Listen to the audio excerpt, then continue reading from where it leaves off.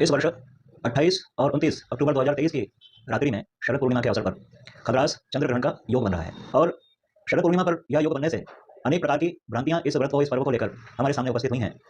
इसमें ग्रहण का जो सूतक काल है वह 28 अक्टूबर 2023 को शाम के 4:05 के बाद में प्रारंभ हो जाएगा, क्योंकि चंद्र ग्रहण का जो सूतक होता है वह ग्रहण काल के 9 घंटे पहले से प्रारंभ माना जाता है।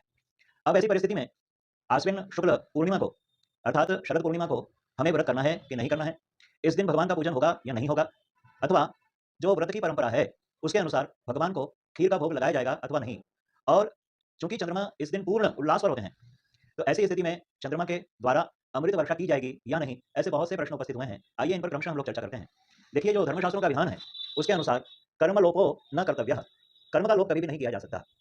और इसी के अनुसार विभिन्न धर्मशास्त्रों में यह प्रमाण उपस्थित होता है कि जो हमारे नित्य नैमित्तिक और काम्य कर्म हैं वह यथावसर अवश्य किए जाने चाहिए।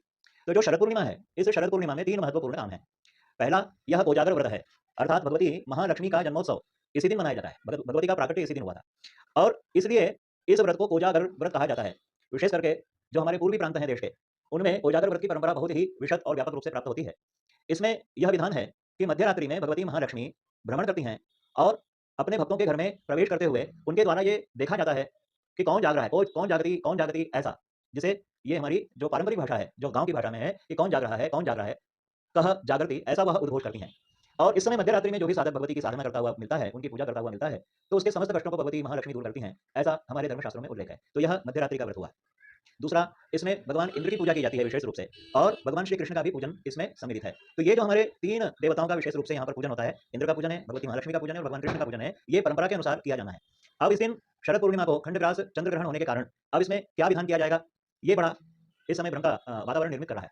देखिए, स्पष्ट रूप से यह उल्लेख है कि हमारे जो इस प्रकार के कर्म होते हैं, पूजन व्रत आदि जो कर्म है, इनमें किसी भी प्रकार के ग्रहण आदि के द्वारा भी वेद नहीं माना जाता। अर्थात सूतक काल के पश्चात और ग्रहण के समाप्ति तक ये जो हमारा एक ग्रहण का पूरा इतना लंबा समय है, उस समय में हमारी थोड़ी सी विधि बदल जाएगी। विधि क्या बदलेगी?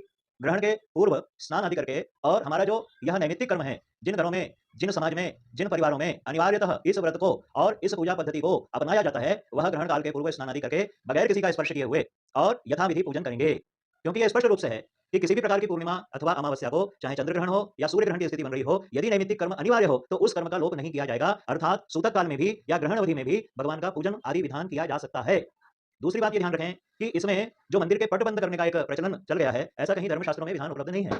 हम ग्रहण की दृष्टि से नहीं, अपितु किसी भी प्रकार से स्पर्श न हो, इस दृष्टि से सुरक्षात्मक भाव से हम मंदिरों में पट बंद करते हैं या पर्दा लगाते हैं भगवान के लिए, और ये एक परंपरा बन गई। परंतु यदि व्रत अनिवार्य है और कोजागर लक्ष्मी व्रत, इंद्र की पूजा अथवा भगवान श्री कृष्ण की पूजा ये की जानी है, तो यथा समय पर होगी। इसमें ग्रहण काल को वर्जित माना गया है, अर्थात 1:05 से लेकर 2:24 तक इस अवधि में हमें इनसे दूर रहना चाहिए। परंतु यदि मध्यरात्रि में भी स्थिति बन रही हो, लक्ष्मी का प्राकट्य मध्यरात्रि में है और उसी समय पूजन करना है, तो जो साधक है वो स्नान आदि करके ग्रहण के पहले और मूर्ति का स्पर्श भी कर सकता है। जैसा कि विधान है कि प्रारंभ में हम स्नान करें, मध्य में देव पूजा करें, अंत में हवन भी कर सकते हैं, और थोड़ा सा ग्रहण के समाप्त होने के पूर्व हमें दान करना चाहिए। ये ग्रहण की पद्धति है, इसलिए किसी भी प्रकार से परेशान होने की आवश्यकता नहीं है। आप व्रत पर्व का जैसा विधान आपके कुल में, आपकी परंपरा में होता है, उस प्रकार से आप कर सकते हैं। अब एक जो दूसरा सबसे परेशानी की जो बात सामने आ रही है, कई लोगों के इस प्रकार से प्रश्न आए हैं और लोग पूछ रहे हैं कि इस दिन खीर बनाएंगे कि नहीं बनाएंगे। अरे भैया, ये व्रत का यदि अंग है तो हमारे यहाँ स्पष्ट रूप से उल्लेख है कि दूध से बनी हुई वस्तुएं, घृत पक्व और दही आदि में सूतक का उस प्रकार का प्रभाव नहीं होता। जैसे जल है, तरल पदार्थ है, तेल है, इनमें किसी प्रकार के सूतक का बहुत अधिक दोष नहीं होता है। परंतु चूंकि इस ग्रहण के कारण समस्त प्रकृति में एक वातावरण में दूषित आ जाती है, इस दृष्टि से हमारे यहाँ विधान किया गया है कि कुशा अथवा तुलसी पत्र अथवा ये दोनों वस्तुएं हमारे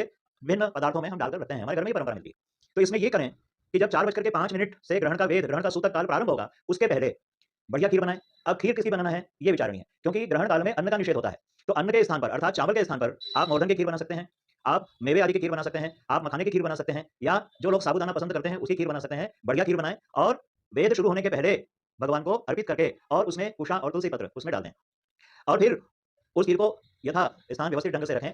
यह भी विधान है कि ग्रहण काल में जिस प्रकार से जो बालक हैं, वृद्ध हैं, आतुर हैं, इन लोगों को ग्रहण काल में तरल पदार्थ, द्रव्य पदार्थ लेने की छूट रहती है। इसी आधार पर यह जो खीर है, ऐसा भी विधानों में प्राप्त होता है कि मध्यरात्रि के पहले, अर्थात 2 घंटे पहले तक, अर्थात 11 बजे के आसपास तक हम चंद्रमा की रोशनी में इस खीर को रख सकते हैं। और क्योंकि इसमें कुशा डली हुई है, इसमें तुलसी पत्र डाला हुआ है, चंद्रमा की चांदनी में आप रखें। 11 बजे के पश्चात आप इसे यथास्थान व्यवस्थित रख लें और जब ग्रहण समाप्त हो जाएगा 2 बजे के बाद 2 बज करके 24 मिनट के बाद, उसके बाद भी आप कुछ समय तक इसे चंद्रमा की रोशनी में रख सकते हैं। स्नान आदि करके भगवान को प्रारंभ में ही हमने 4 बजे के पहले ही भगवान को अर्पित कर दिया है। इसका थोड़ा नैवेद्य ले सकते हैं, दूसरे दिन सभी लोग प्रसाद ले सकते हैं, सभी बाँट सकते हैं। तो ये दोनों विधान सद सकता है। बस थोड़ी-सी सावधानी रखें, ग्रहण के मुख्य काल को छोड़कर बाकी अन्य काल में हम ये सारी व्यवस्था व्रत की और हमारे जो खीर आदि की व्यवस्था है, इसको हम निभा सकते हैं।